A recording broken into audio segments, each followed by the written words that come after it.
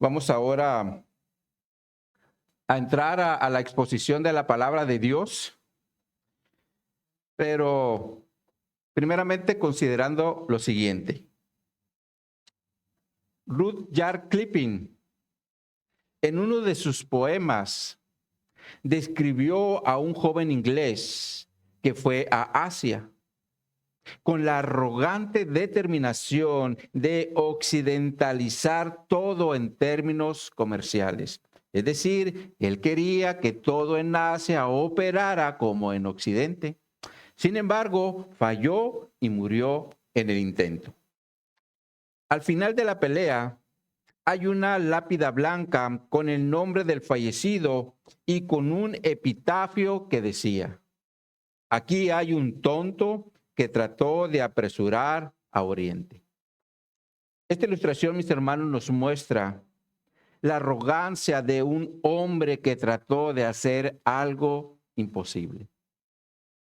Esto es, mis hermanos, como si hoy, en representación de nuestro Señor Jesucristo, fuéramos al Congreso de la Ciudad de México exigiendo quitar del Código Penal la terapia de conversión para que ya no sea un delito. Pero sobre todo porque la Biblia nos enseña que la homosexualidad es un pecado condenado por Dios y por lo tanto debemos instruir a los jóvenes para que se aparten de ese pecado, aquellos que tengan confusión en su identidad o en su género. Pero mis hermanos, como el Congreso de la Ciudad de México no se rige por la Escritura, es claro que nos van a rechazar, incluso nos dirán que estamos locos o fuera de lugar. Algo así quiso hacer este joven inglés en Asia, solo que lo hizo dirigido por su arrogancia. Ahora, ¿qué es la arrogancia? Según el diccionario de lengua española, la arrogancia es altanería, soberbia, altivez, engrandecimiento o orgullo. Ahora, mis hermanos, cuando una persona en la iglesia actúa con arrogancia, corre el peligro de estar haciendo las cosas en contra de la voluntad de Dios, como pasó con el rey Usías, que es mencionado en el segundo libro de Crónicas, en el capítulo 26, donde se nos narra que Usías fue puesto como rey por el pueblo de Judá cuando tenía solamente 16 años. Y esto fue porque su padre, el rey Amasías, había muerto y lo subieron o lo pusieron en su lugar. Sin embargo, Usías, la Escritura dice que reinó 52 años en Jerusalén, haciendo lo recto a los ojos del Señor, porque él persistió en buscar a Dios en los días del profeta Zacarías, motivo por el cual el Señor lo prosperó, dándole victoria contra los filisteos, contra los árabes, contra los amonitas, y se hizo altamente poderoso. Sin embargo, mis hermanos, aquí fue cuando la arrogancia lo dominó y este rey se enalteció. Veamos juntos esta escritura allí en 2 de Crónicas, capítulo 26. Los invito ahí. Vayamos ahí a 2 de Crónicas, capítulo 26. Y vamos a leer a partir del versículo 16. 26, 16. Mas cuando ya era fuerte, su corazón se enalteció. ¿Para qué dice, mis hermanos? Para su ruina, porque se rebeló contra Jehová su Dios, entrando en el templo de Jehová para quemar incienso en el altar del incienso. Y entró tras él el sacerdote Azarías, y con él 80 sacerdotes de Jehová, varones valientes. Y se pusieron contra el rey Usías y le dijeron: no te corresponde a ti, oh Usías, el quemar incienso a Jehová, sino a los sacerdotes hijos de Aarón, que son consagrados para quemarlo. Sal del santuario, porque has prevaricado y no te será para gloria delante de Jehová Dios. Entonces Uzías, teniendo en la mano un incensario para ofrecer incienso, se llenó de ira, y en su ira contra los sacerdotes, la lepra le brotó en la frente delante de los sacerdotes en la casa de Jehová junto al altar del incienso. Y le miró el sumo sacerdote Azarías y todos los sacerdotes, he aquí la lepra estaba en su frente, y le hicieron salir apresuradamente de aquel lugar, y él también se dio prisa a salir porque Jehová lo había herido. Dice el versículo 21, así el rey Uzías fue leproso hasta el día de su muerte, y habitó leproso en una casa apartada, por lo cual fue excluido de la casa de Jehová, y Jotam su hijo tuvo cargo de la casa real, gobernando al pueblo de la tierra. Es claro, mis hermanos, que este rey cayó en arrogancia, o en orgullo, o en altivez, porque pensó que porque él era rey podía hacer lo que le venía en gana, incluso presentar incienso en el templo, algo que Dios le había otorgado exclusivamente a los sacerdotes. Pero como desobedeció, cayó en la altería y dijo, no, pues yo también lo voy a hacer. El Señor lo disciplina, le da lepra, y esa lepra le duró todos sus días hasta que murió. ¿Se dan cuenta, mis hermanos, del gran peligro que hay en la arrogancia? Ya que nos puede llevar a hacer cosas en contra de la voluntad de Dios. Y en un sentido muy similar es que estaban actuando los falsos apóstoles en el primer siglo en la iglesia de Corintio. Por eso Pablo en el capítulo 11, en el versículo 15, dice al finalizar, cuyo fin será conforme a sus obras. O como la Nueva Traducción Viviente dice, recibirán el castigo que sus acciones perversas merecen. Esto quiere decir que en ese momento no estaban recibiendo el castigo de Dios como Uzías, pero iba a llegar un día donde Dios le va a dar ese castigo por estar haciendo las cosas fuera de la voluntad de Dios. Y con este contexto, mis hermanos, ahora sí entremos a nuestro texto base en 2 Corintios, capítulo 11, y vamos a cubrir el día de hoy todo el capítulo 11 de 2 Corintios. Y prácticamente estaremos analizándolo por medio de los siguientes 3 puntos. En primer lugar, hay un gloriarse en la carne. En segundo lugar, hay una tolerancia hacia los necios. Y en tercer lugar, hay sufrimientos del apóstol Pablo. Entonces, a través de estos 3 puntos, cubriremos todo lo que resta del capítulo, pero leamos solamente como introducción los versículos 16 al 18. 2 Corintios, capítulo 11, versos 16 al 18. Nos dice aquí la escritura. Otra vez digo, que nadie me tenga por loco, o de otra manera, recibidme como a loco, para que yo también me gloríe un poquito. Lo que hablo, no lo hablo según el Señor, sino como en locura, con esta confianza de gloriarme. Puesto que muchos se glorían según la carne, yo también me gloriaré. El título que le hemos dado a esta enseñanza es La locura del gloriarse. La locura del gloriarse. Oremos, mis hermanos. Oh Padre, venimos ante tu presencia pidiendo dirección. Yo te pido, Señor, que me utilices como un instrumento tuyo para edificar a mis hermanos. Que sea tu palabra hablando a sus corazones, Señor. Que seamos edificados, Señor. Que salgamos con un concepto claro del gran peligro que hay en el gloriarse. El gran peligro que hay, Señor, en estar actuando de una forma insensata o con insensatez, como lo vamos a ver el día de hoy, Señor. Así que ponemos este mensaje en tus manos y te pedimos, Señor, que nos edifiques con tu palabra. Lo hacemos en Cristo Jesús. Amén y amén. Ahora, mis hermanos, Pablo inicia esta sección de la carta con una afirmación cuando dice, otra vez digo. Otra vez digo. Y lo que Pablo, mis hermanos, había dicho es lo que ya había mencionado en el versículo 1 de este mismo capítulo, cuando dice, ojalá me tolerases un poco de locura, sí, tolerarme. Pablo aquí está apelando a una locura en tolerancia. Es como si Pablo les estuviera diciendo a los corintios, soporten mi locura.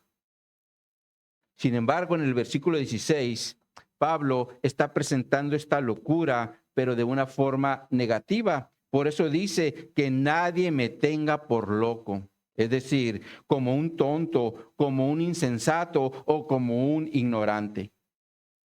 Por eso la Nueva Biblia de las Américas dice que nadie me tenga por insensato.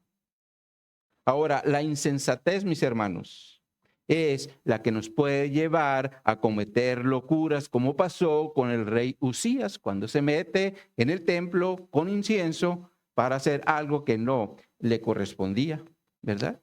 Y ya como lo vimos en la Escritura, el resultado fue que Dios lo disciplinó y vivió toda su vida leproso.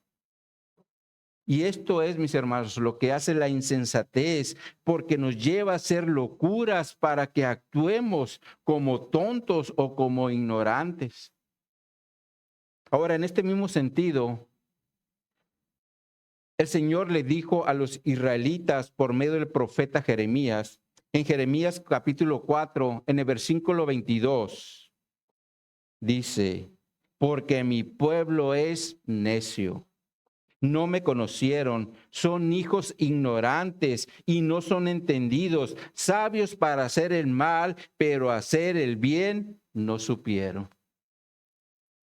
Qué tremendo sería, mis hermanos, que nosotros como iglesia actuáramos con insensatez, sabiendo hacer lo bueno y no hacerlo.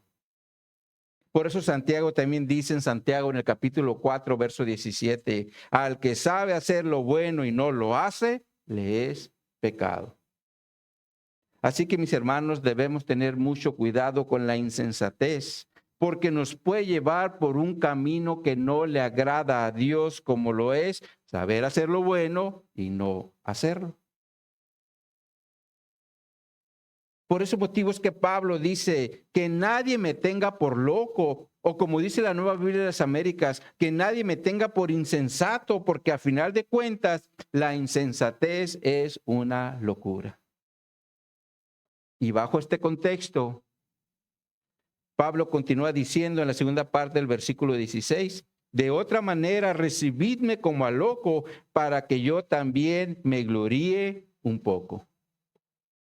Es como si Pablo les estuviera diciendo a los corintios, si se trata de que andemos en locura, pues recíbanme como a un loco, para que yo también me gloríe un poco. Sin embargo, continúa diciendo en el versículo 17, lo que hablo, no lo hablo según el Señor, sino como en locura, con esta confianza de gloriarme. Pablo aquí aclara que lo que habla no lo está haciendo según el Señor. Porque recordemos, mis hermanos, que Pablo aquí está presentando una defensa de su apostolado. Sin embargo, en el caso de Jesús, cuando los religiosos de Israel actuaron en contra de él, incluso también los gobernadores de Roma, Cristo cayó y no presentó defensa. Un ejemplo de esto lo vemos en el Evangelio de Mateo, en el capítulo 26, cuando los principales sacerdotes y los ancianos y todo el concilio buscaron falso testimonio en Jesús para entregarle a muerte.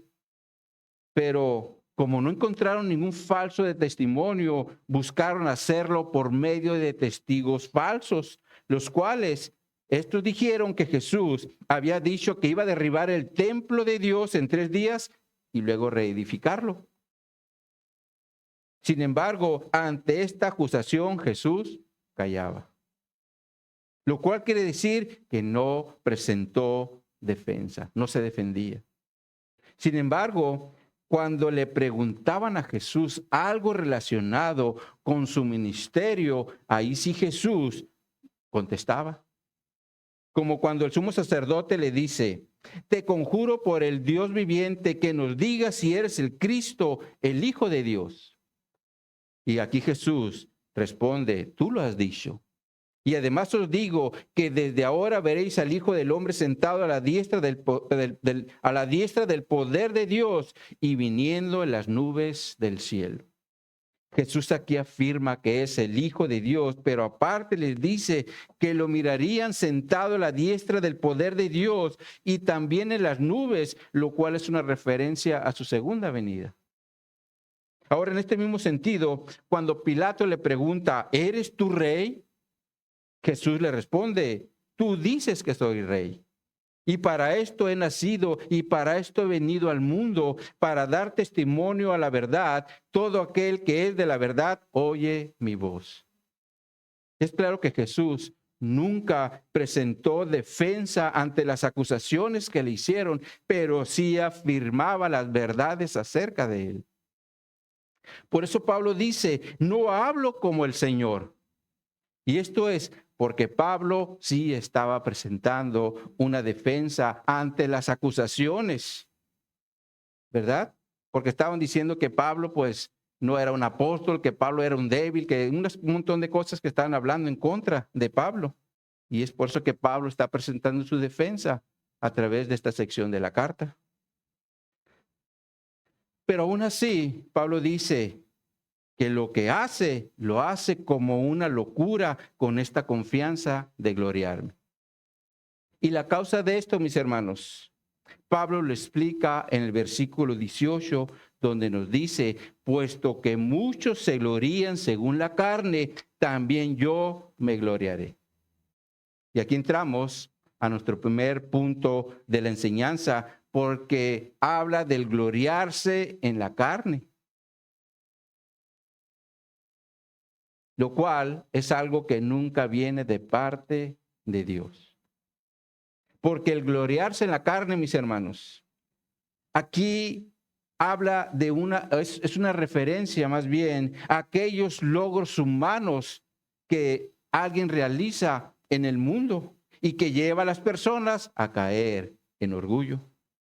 Como también pasó con el rey Nabucodonosor, el cual ciertamente fue un hombre utilizado por Dios para disciplinar a su pueblo Israel por su rebeldía. Sin embargo, este rey, cierto día, cuando paseaba en el palacio real de Babilonia, dijo lo siguiente: ¿no es esta la gran Babilonia que yo edifiqué para casa real con la fuerza de mi poder y para gloria de mi majestad? Sin embargo, dice la Escritura, que aún estaba la palabra en su boca cuando una voz del cielo vino y le dice: a ti se te dice, rey Nabucodonosor, el reino se ha quitado de ti y de entre los hombres te arrojarán y con las bestias del campo será tu habitación y como a los bueyes te apacentarán. 7 tiempos pasarán sobre ti hasta que reconozcas que el Altísimo tiene dominio en el reino de los hombres y lo da a quien él quiere. Esto nos enseña que Dios es el que pone reyes y quita reyes. Pero el punto es que este rey cayó en orgullo de su carne al pensar que todos los logros del reino eran por su propia mano, porque era alguien bien poderoso.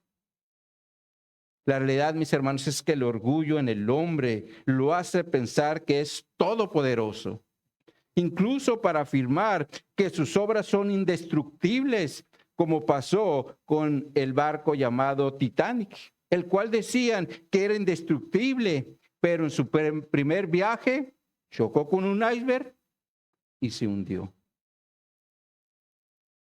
Por eso, mis hermanos, debemos tener mucho cuidado con el orgullo en la carne, porque nos puede llevar a hacer locuras.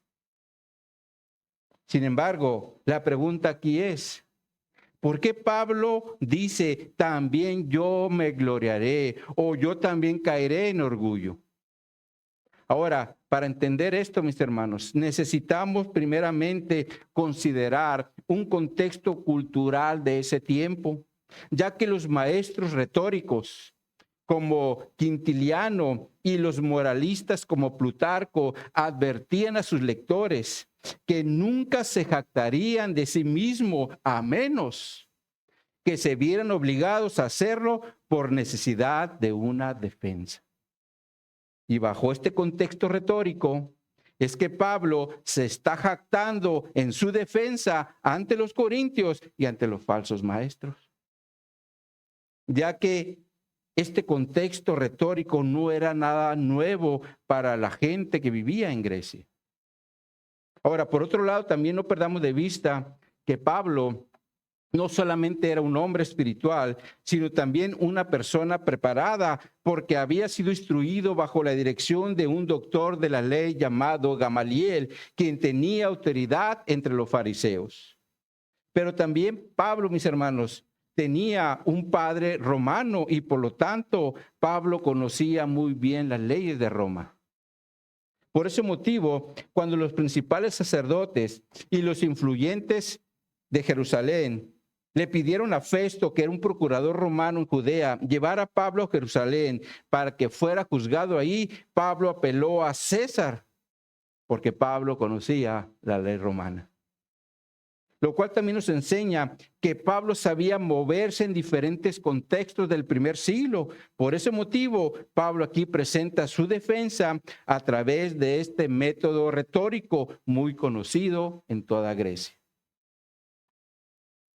Ahora, en el versículo 19, Pablo presenta el motivo de su jactancia, cuando dice: porque de buena gana toleráis a los necios, siendo vosotros cuerdos. Y aquí entramos al segundo punto de la enseñanza, porque los corintios eran tolerantes a los necios o a los insensatos, como dice la Nueva Biblia de las Américas. Sin embargo, Pablo presenta aquí a los corintios como sabios o como prudentes cuando dice, siendo vosotros cuerdos. Y aquí es claro, mis hermanos, que Pablo lo está presentando de una forma irónica, ya que los corintios estaban siendo tolerantes con los necios al permitir las enseñanzas de los falsos maestros, los cuales actuaban con insensatez o con necedad. Pero no solamente eso. Miren lo que dice el versículo 20. Pues toleráis si alguno se esclaviza, si alguno os devora, si alguno toma lo vuestro, si alguno se enaltece, si alguno os da de bofetadas. Lo cual significa que los corintios estaban siendo tolerantes en primer lugar a ser esclavizados. Esto se refiere a permitir que los sometan a sus condiciones. En este sentido, platicando con una persona ahora en la semana, me comentaba que él por un tiempo estuvo asistiendo a las reuniones de los mormones y allí estuvo un tiempo. Pero cierto día le dicen que tenía que entregar sus hijas al líder. Y de igual forma, si él tenía un sueño con alguna de las hermanas, tenía toda la libertad para tener relaciones sexuales con ella. ¿Y de qué nos habla esto, mis hermanos?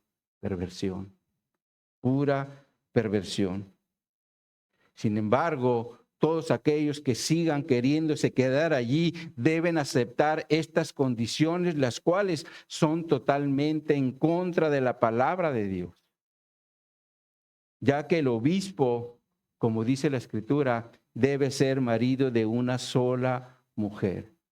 Y si un líder de una congregación le pide a los padres entregarle a sus hijas para tomarlas como parte de su harem, esto va totalmente en contra de la palabra de Dios. Y esto es lo que hacen los falsos maestros, pues porque esclavizan con sus enseñanzas a sus oyentes. Ahora, lo segundo que los corintios estaban tolerando es cuando Pablo les dice, si alguno os devora. Y aquí la palabra devora en griego se refiere a consumir, a robar o a explotar completamente. Sin embargo, el sentido bíblico de esta palabra es hacer trampa por medio de engaños. como pasaba con los escribas y los fariseos, a los cuales Jesús les dijo: hipócritas, porque devoráis las casas de las viudas y como pretexto hacéis largas oraciones, por esto recibiréis mayor condenación. Lo cual significa que los corintios estaban permitiendo que los falsos maestros los engañaran o les robaran. En nuestros días esto es como cuando un pastor le dice a la congregación: el Señor me está dando una revelación y me dice que en este lugar hay 10 personas que el Señor quiere bendecirlos grandemente, pero tienen que dar primeramente un paso de fe poniendo $1,000 en la ofrenda. Ahora, si no pueden hacerlo en efectivo, pueden hacerlo por medio de un cheque o transferencia bancaria para que reciban la bendición del Señor. ¿Quiénes son estas 10 personas?, dice el predicador. Es claro que esto es un vil engaño, porque Dios nunca va a bendecir a su iglesia por el hecho de pedirle o que le demos nuestro dinero, ya que la Escritura nos dice en Ageo 2:8 que el Señor es dueño de todo el oro y de toda la plata, no ocupa de nuestro dinero. Pero los falsos maestros te van a decir que debes dar un paso de fe para bendición. Sin embargo, esto es un engaño. Ahora, lo tercero que los corintios estaban tolerando es cuando Pablo les dice: si alguno toma lo vuestro. Es decir, lo que es de nosotros, como por ejemplo, nuestra casa, nuestro carro o nuestra familia, como lo hacen con los mormones. Esto, mis hermanos, es tomar de lo nuestro. Ahora, lo cuarto que los corintios estaban tolerando es cuando Pablo les dice: si alguno se enaltece. Esta palabra en griego se refiere a exaltarse a sí mismo como si fuera una persona muy importante. Y en relación a esto, no sé si alguna vez han escuchado en el trabajo a un compañero decir: si no fuera por mí, nadie hubiera logrado hacer esto. Sin embargo, mis hermanos, esto también puede pasar incluso en la iglesia, cuando un hermano se enaltece y diga: gracias a mí es que estamos en este lugar, o gracias a mi apoyo económico es que se pudo hacer esto o aquello. Esto es lo que hacen las personas que se enaltecen. Miren lo que hice. Sin embargo, lo quinto, y aquí lo veo más trágico, que estaba pasando con los corintios, ya que eran tolerantes. Y esto es cuando Pablo les dice: si alguno os da bofetada. Lo cual ya nos habla de violencia dentro de la iglesia. Esto me hace recordar las películas que miraba de niño, cuando el padre de la iglesia agarraba al niño y le daba unas buenas nalgadas porque se andaba portando mal. Sin embargo, los padres respetaban esta disciplina de las autoridades de la iglesia, cuando la responsabilidad de disciplinar a los hijos no es de la iglesia, sino de cada padre de familia. Ahora, por otro lado, ¿se imaginan que un día yo como pastor les diga: el sábado se vienen temprano porque vamos a ir a evangelizar, y no viene nuestro hermano Arturo porque estaba trabajando? Pero el domingo que lo veo, lo agarro a cachetadas porque no vino a evangelizar. Algo así debió haber estado pasando con los corintios. Por eso Pablo dice: si alguno os da cachetadas. Dios nos libre, mis hermanos, de este tipo de abusos en la iglesia del Señor. ¿Cuántos dicen amén? Ahora, Pablo continúa diciendo en el versículo 21, para vergüenza mía lo digo, para eso fuimos demasiado débiles, pero en lo que a otro tenga osadía, hablo con locura, también yo tengo osadía. Pablo aquí afirma que el comportarse como se mencionó en el contexto, es decir, esclavizando a los hermanos, devorando a los hermanos, tomando lo que eran los hermanos, enalteciéndose entre los hermanos y dándole bofetadas a los hermanos, es una vergüenza. Es decir, es una deshonra, es una bajeza o una afrenta contra la iglesia del Señor. Por eso Pablo dice: para vergüenza mía lo digo. Sin embargo, Pablo hace una comparación de su comportamiento con el de los falsos. Y esto es que fue más débil. Por eso le dice, para eso fuimos demasiado débiles. Y esto es porque Pablo nunca tuvo un comportamiento de hostilidad hacia los corintios, sino todo lo contrario, porque Pablo siempre actuó de una forma humilde ante ellos. Sin embargo, los falsos sí estaban haciendo de las suyas, porque estaban haciendo con la iglesia del Señor muchos abusos. Sin embargo, continúa diciendo Pablo, pero en lo que otro tenga osadía, es decir, atrevimiento, para hacer estas cosas, yo con locura, dice Pablo. Hablo con locura, dice Pablo. Y como Pablo está hablando con locura, continúa diciendo, también yo tengo osadía, es decir, soy atrevido para hacerlo. Es claro que Pablo aquí sigue utilizando el método retórico que los griegos conocían para jactarse en su defensa al decir, yo también tengo osadía. Miren cómo traduce el versículo 21, la Nueva Traducción Viviente. Se los vamos a poner en la pantalla. Dice esta traducción, me da vergüenza decir que nosotros fuimos demasiado débiles para hacer lo mismo. Pero sea lo que sea, de lo que ellos se atrevan a jactarse otra vez, hablo como un necio, yo también me atrevo a jactarme de lo mismo. Se dan cuenta que Pablo también se jacta, pero es conforme al método retórico de esos días. Ahora, Pablo en el versículo 22 identifica quién eran esos falsos maestros que estaban maltratando a la iglesia cuando les dice, ¿son hebreos? Yo también. ¿Son israelitas? Yo también. ¿Son descendientes de Abraham? También yo. Es claro que Pablo no está haciendo referencia a un filósofo famoso de esos días, como lo era Seneca, Musonio, Musinio o Epicteto, los cuales fueron filósofos contemporáneos de Pablo, ya que Pablo aquí se está comparando con judíos, los cuales eran hebreos, israelitas y descendientes de Abraham. Lo cual nos enseña que eran judíos metidos en la iglesia, queriéndola judaizar, como también estaba pasando con la iglesia de Galacia. Y aquí es importante traer un contexto del primer siglo, ya que los judíos, como líderes religiosos dentro del pueblo de Israel, siempre actuaban con mucha autoridad.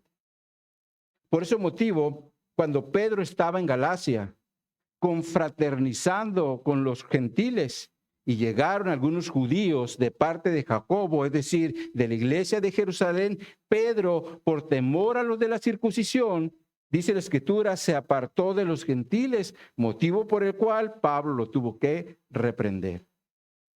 Sin embargo, esto también nos enseña que los judíos dentro de la iglesia eran temidos y seguramente bajo este mismo contexto los corintios estaban siendo influenciados como había pasado con Pedro.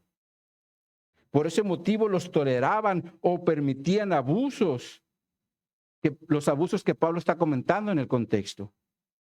Sin embargo, Pablo dice, si ellos son hebreos, yo también. Si son israelitas, yo también. Si son descendientes de Abraham, yo también. Y es claro que Pablo, como judío, se está identificando con ellos para demostrar que no era inferior a ellos en un sentido nacional. Sin embargo, continúa diciendo en el versículo 23, ¿son ministros de Cristo? Como si estuviera loco hablo. Yo más, en trabajos más abundantes, en azotes sin número, en cárceles más, en peligro de muerte muchas veces. Pablo, mis hermanos, ahora aquí habla de un ministro de Cristo, palabra que en griego se refiere a un servidor o a un diácono. Sin embargo, Pablo continúa diciendo algo muy importante a considerar, y esto es cuando dice, como si estuviera loco hablo. Es decir, como si fuera una insensatez o un insensato al hablar. Y esto es porque los maestros que estaban operando en Corintio no eran ministros de Cristo, ya que un ministro de Cristo no ejerce su ministerio bajo los rudimientos de la ley, sino bajo la gracia o bajo el nuevo pacto, como Pablo también le dice a los corintios en 2 Corintios en el capítulo 3, se los vamos a poner en la pantalla. 2 Corintios 3, versículos 4 al 6 nos dice: y tal confianza tenemos mediante Cristo para con Dios. No que seamos competentes por nosotros mismos para pensar algo como de nosotros mismos, sino que nuestra competencia proviene de Dios, el cual asimismo nos hizo ministros competentes de un nuevo pacto, no de letra, sino de espíritu, porque la letra mata, mas el espíritu vivifica. Es claro que Pablo está hablando que bajo el nuevo pacto el Espíritu Santo es el que le da dirección a la iglesia, pero no bajo la ley, sino bajo la gracia. Porque la ley mata, pero el Espíritu Santo vivifica, es decir, nos hace estar vivos para Dios. Por ese motivo, mis hermanos, el legalismo es como un cáncer para la iglesia, porque el legalismo hace a un lado la gracia y todo lo quiere hacer en sometimiento, como lo hacían los judíos bajo la ley, a los cuales Pedro les tuvo miedo. Ahora, cuando el Espíritu Santo está obrando en la vida de un creyente, ni siquiera habrá necesidad de decirle qué hacer, porque el Espíritu Santo es el que lo mueve a hacerlo, pero en gracia y nunca por obligación. Y aquí es importante no perder de vista, mis hermanos, que el Espíritu Santo es el que en la iglesia nos dará el mismo sentir para que operemos en unidad y en edificación de los unos hacia los otros. Y esto lo vemos en el libro de los Hechos, cuando el Espíritu Santo tomó el control de la iglesia. Ahí en Hechos capítulo 2, a partir del verso 42 en adelante nos dice: y perseveraban en la doctrina de los apóstoles, en la comunión unos con otros, en el partimiento del pan y en las oraciones. Y sobrevino temor a toda persona, y muchas maravillas y señales eran hechas por los apóstoles. Todos los que habían creído estaban juntos y tenían en común todas las cosas. Y vendían sus propiedades y sus bienes y los repartían a todos según la necesidad de cada uno, perseverando unánimes cada día en el templo y partiendo el pan en las casas, comían juntos con alegría y sencillez de corazón, alabando a Dios y teniendo favor con todo el pueblo. Y el Señor añadía cada día a la iglesia los que habían de ser salvos. Es claro, mis hermanos, que el Espíritu Santo llevó a los primeros cristianos a ser de un mismo sentir. Y si el Espíritu Santo, mis hermanos, es el que sigue operando en la iglesia de nuestros días, también es el que nos puede llevar a la unidad para que seamos de un mismo sentir. Ahora, si no somos de un mismo sentir como iglesia, necesitamos seguir orando para que el Espíritu Santo sea el que nos dé el mismo sentir como lo hizo en el primer siglo. Dios nos ayude, mis hermanos, a que seamos de un mismo sentir, pero bajo la dirección del Espíritu Santo y no nunca bajo un legalismo como seguramente estaba pasando en la iglesia de Corinto.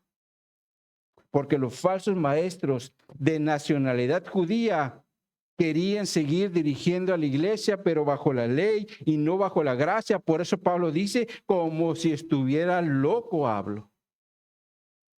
Sin embargo, Pablo, después de hablar de esta locura, presenta lo que realmente era ser un ministro de Jesucristo, donde los sufrimientos, el trabajo y las necesidades eran abundantes. Y aquí entramos a nuestro tercer punto de la enseñanza, porque Pablo menciona sus sufrimientos como apóstol. Y el primero que menciona es cuando dice, en trabajos más abundante. Y esto es porque el Señor le había abierto la puerta a Pablo para que trabajara más que todos los apóstoles, como ya les había dicho a los corintios en su primer carta. Se los vamos a poner en la pantalla. Dice aquí esta escritura: pero por la gracia de Dios soy lo que soy, dice Pablo. Y su gracia no ha sido en vano para conmigo. Antes he trabajado más que todos ellos, pero no yo, sino la gracia de Dios conmigo. Aquí Pablo nos presenta algo muy importante a considerar. Y esto es cuando dice, pero no yo, sino la gracia de Dios conmigo. Lo cual quiere decir que si hacemos algo dentro del cuerpo de Cristo, debe ser por la gracia de Dios operando en nosotros y nunca nuestro yo. Porque nuestro yo luego quiere jactarse de todo aquello que hace. Por eso debe ser la gracia de Dios operando en nosotros. Ahora, Pablo, después de presentar el trabajo, presenta los azotes que él recibió, los cuales dice son sin número. Es como si Pablo estuviera diciendo, me han golpeado tanto que ya no me acuerdo de cuántos azotes me han dado. Después nos presenta las cárceles, las cuales él experimentó en sus viajes misioneros, como pasó en Filipo, cuando una mujer que tenía un espíritu de adivinación seguía a Pablo dando voces diciendo, estos hombres son siervos del Dios Altísimo, quienes anuncian el camino a la salvación. Sin embargo, como esta mujer lo hizo esto por muchos días, dice la Escritura, que Pablo se desagradó con esto. Motivo por el cual le dice, se dirige al espíritu de la mujer y le dice, te mando en el nombre de Jesucristo que salgas de ellas, y salió en aquella misma hora. Lo cual definitivamente fue algo bueno para esta mujer porque fue libre de este espíritu de adivinación. Pero como esta liberación afectó los intereses de su amo, llevaron a Pablo y a Silas a las autoridades, acusándolos de enseñar costumbres que no eran lícitas para recibir ni hacer entre los romanos. Y por lo tanto, el pueblo se fue sobre ellos, rasgando sus ropas y ordenando azotarles mucho para después echarlos en una cárcel, pero un calabozo lo más adentro, asegurando sus pies y sus manos con un cepo, es decir, con una madera que tiene hoyos donde meten las manos y los pies y los atan. Ese es un cepo.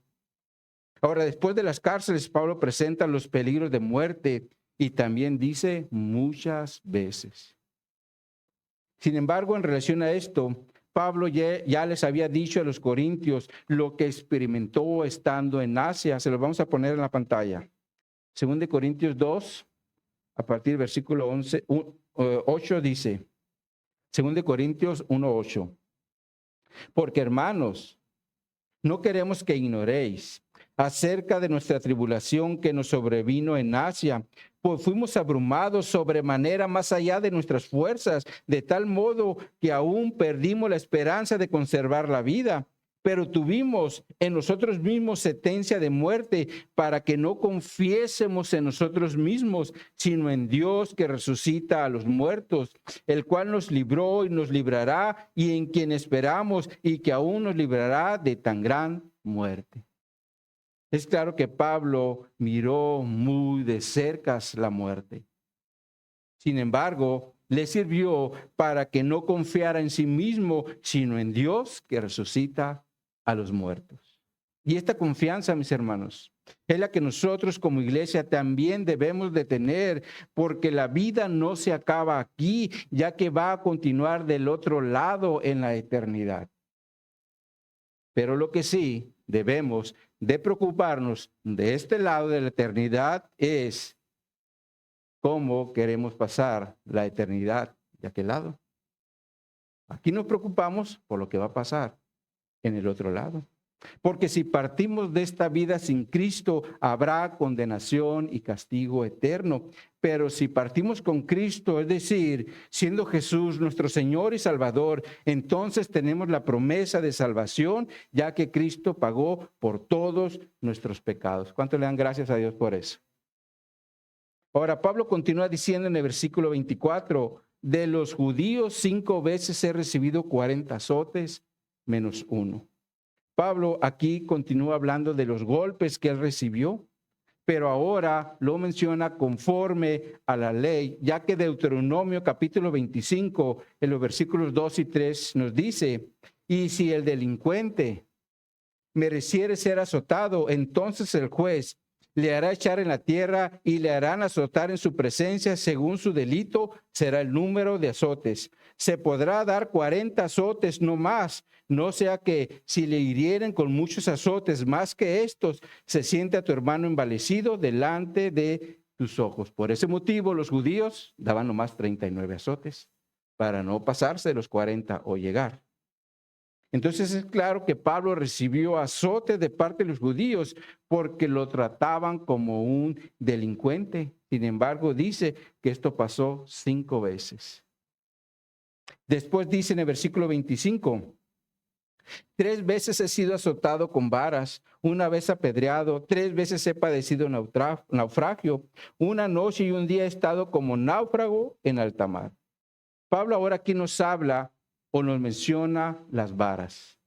Y en este sentido, no sé si alguna vez les han dado un varazo en los pies o en la espalda por andarse portando mal. La verdad es que duelen un montón, un varazo. Sin embargo, Pablo, por estar haciendo la voluntad de Dios, dice que fue azotado 3 veces con varas. Wow. Ahora, después viene un apedreamiento, donde dieron por muerto a Pablo, pero como todavía no era la voluntad de que Pablo partiera a su presencia, no murió, ¿verdad? Después habla de naufragios en alta mar y continúa diciendo en el 26, en camino muchas veces, en peligro de ríos, peligro de ladrones, peligro de los de mi nación, peligro de los gentiles, peligros en la ciudad, peligros en el desierto, peligros en el mar, peligros entre falsos hermanos. Ahora, si hay una palabra que predomina este versículo es peligros.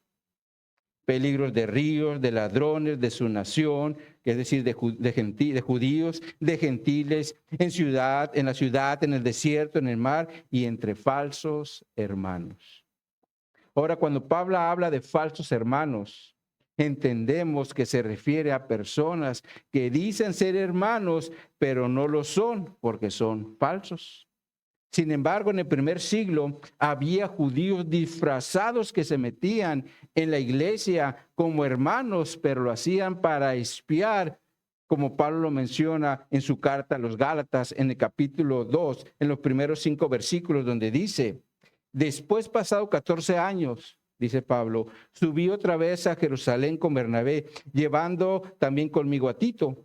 Pero subí según una revelación y para no correr o haber corrido en vano, expuse en privado a los que tenían cierta reputación en el evangelio que predico entre los gentiles. Mas ni aun Tito, que estaba conmigo, con todo y ser griego, fue obligado a circuncidarse. Y esto a pesar, dice Pablo, de los falsos hermanos introducidos a escondidas que entraban para espiar nuestra libertad que tenemos en Cristo Jesús para reducirnos a esclavitud, los cuales ni por un momento accedimos a someternos para que la verdad del evangelio permaneciese con vosotros. Es claro, mis hermanos, que los judaizantes se metían en las iglesias para espiar la libertad que ahora tenemos en Cristo, como lo es no tener que circuncidarnos para ser parte del pueblo de Dios, o celebrar las 3 fiestas anuales establecidas en el Antiguo Testamento, como lo eran la fiesta de los panes sin levadura, las fiestas de las semanas o las fiestas de las cosechas, fiestas que ahora en Cristo ya no son importantes. Pero como para los judíos del primer siglo, si eran importantes, se metían en las iglesias para espiar si estaban obrando conforme a la ley. Ahora Pablo continúa diciendo en el versículo 27 y 28, en trabajos y fatiga, en muchos desvelos, en hambre y sed, en muchos ayunos, en frío y desnudez. Y además de todas estas cosas, lo que sobre mí se agolpa cada día, la preocupación por las iglesias, por todas las iglesias. Es claro que Pablo experimentó no solamente sufrimientos por golpes y peligros de muerte, sino también por necesidades físicas como lo era no poder dormir bien, ya que tuvo muchos desvelos, pasar por hambres, pasar por sed, pasar por frío o pasar por desnudez, las cuales son necesidades básicas de todo ser humano para no morir. Sin embargo, dice Pablo, además de todas estas cosas, todas las que ya mencioné, era una preocupación, tenía una preocupación por las iglesias del Señor, y esto es porque Pablo amaba a la iglesia de Cristo. Ahora continúa diciendo en el versículo 29, ¿quién enferma y yo no enfermo? ¿A quién se le hace tropezar y yo no me indigno? Pablo aquí toca el tema de la debilidad física por medio de una enfermedad, ya que Pablo también se enfermaba. Pero después dice que cuando alguien hace tropezar a alguien llevando por mal camino, él se indigna. Miren cómo traduce el versículo 29, la Nueva Traducción Viviente. Se lo vamos a poner en la pantalla. Dice esta traducción: ¿quién está débil sin que yo no sienta esa misma debilidad? ¿Quién se ha dejado llevar por el mal camino sin que yo no arda en enojo? Así se sentía Pablo con estos falsos apóstoles en Corintio, porque estaban llevando a la iglesia por un mal camino y él ardía en enojo. Sin embargo, dice en el versículo 30, si es necesario gloriarse, me gloriaré en lo que es mi debilidad. Es como si Pablo estuviera diciendo, si tengo que jactarme de algo, lo haré, pero de mi debilidad. Como también lo va a mencionar en el capítulo 12, cuando habla de ese arrebatamiento que tuvo al tercer cielo, donde dice en el versículo 5 del capítulo 12, de tal hombre me gloriaré, pero de mí mismo en nada me gloriaré, sino en mis debilidades.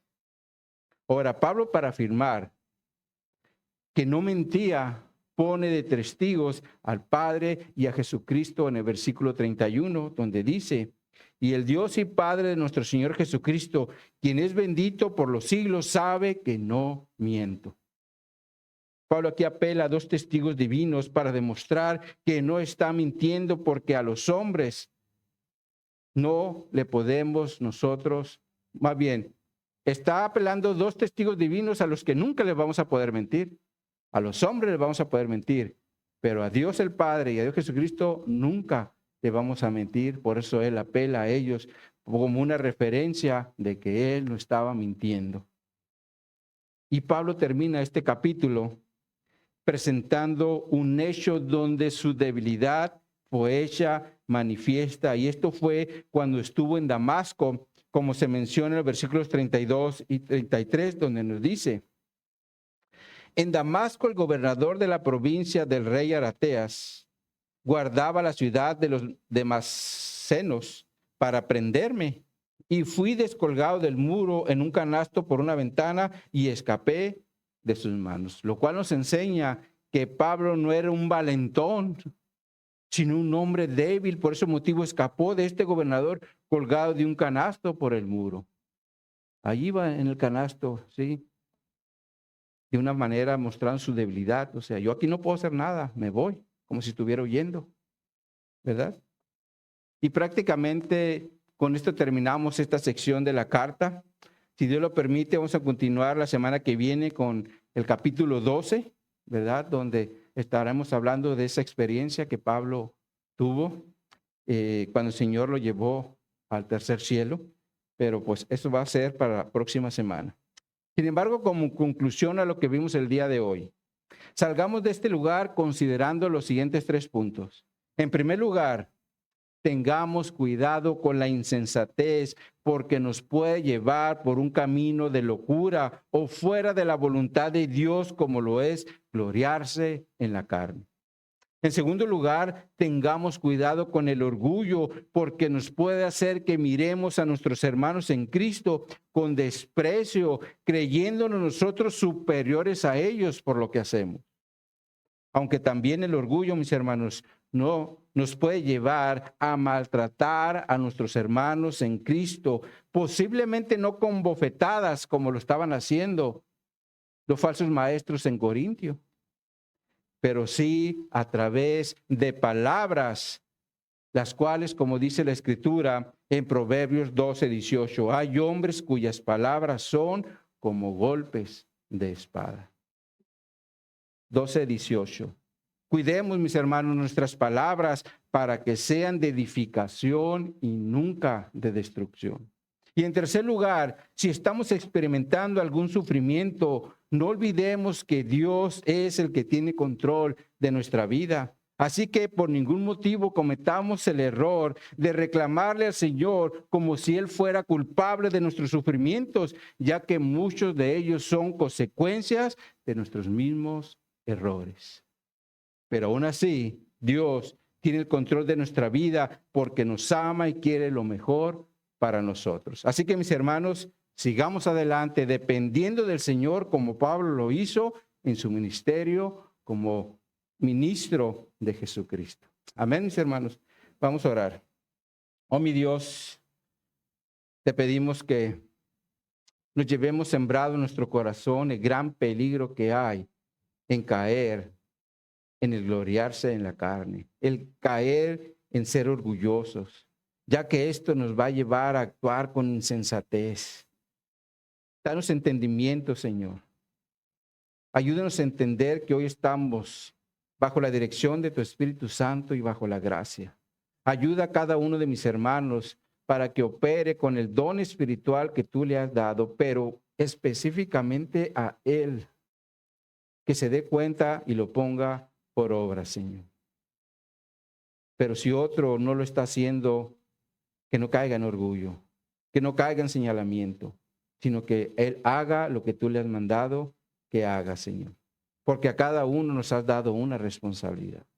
Así como tú, Señor, me la has dado a mí de enseñar a mis hermanos, de predicar, te pido que cada uno de ellos identifique bien su don y lo ponga por obra, Señor. Pero sobre todo, Señor, que siempre sea para ayudarnos, para edificarnos los unos a los otros, porque somos parte de tu iglesia, Señor. Así que yo te doy gracias, Señor, por tu palabra, que nos da advertencias de cosas que no debemos de hacer.